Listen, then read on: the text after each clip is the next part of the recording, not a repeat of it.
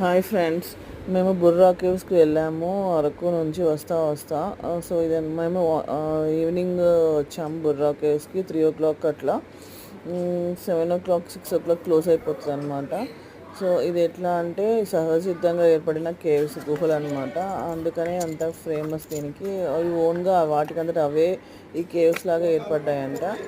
చిన్న చిన్న water డ్రాప్స్తోనూ and రాళ్ళతో, వాటర్ డ్రాప్స్తో కూడా రాయిలాగా మారిపోయినట్టు మనకి లోపల కనిపిస్తుంది అనమాట.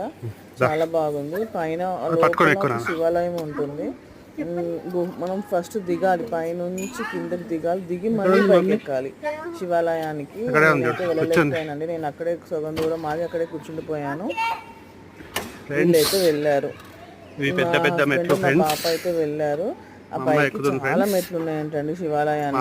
ఆ మెట్లు కూడా చాలా చిన్న చిన్నగా, మనకి ఒక స్టెప్, మన కాలు కూడా హాఫ్ స్టెప్ పెట్టేటట్టు ఉంటుంది అనమాట.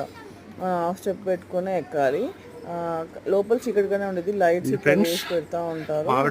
లైట్స్ అయితే ఉంటాయి కానీ చీకటిగానే ఉంటుంది. సో జాగ్రత్తగా వెళ్ళచ్చు. బట్ నేనైతే మాత్రం వెళ్ళలేదు, నేను అక్కడే ఆగిపోయాను. వాళ్ళైతే వెళ్ళి శివాలయానికి వెళ్ళి దర్శనం చేసుకొని మళ్ళీ మొత్తం బుర్రా కేవ్స్ మొత్తం తిరుక్కొని వచ్చారు వాళ్ళిద్దరు. మరి నేనైతే అంత వెళ్ళలేకపోయాను. అప్పటికి మేము ఆల్రెడీ చాలా దూరం ఉందండి, చాలా అలసిపోయాను అనమాట. సో అందుకే వెళ్ళలేకపోయాను. ఇది చూసారా, ఈ మెట్లు కదా, ఈ మెట్లు మొత్తం పైకి ఎక్కితే పైన శివాలయం ఉంటుందంట. ఆ శివాలయంలో కూడా పంతులు ఇలా వంగుని కూర్చొని ఉన్నారంట. మరి ఆయన ఎట్లా ఉంటున్నారో ఏమో అక్కడ మనకి అర్థం అవ్వట్లేదు.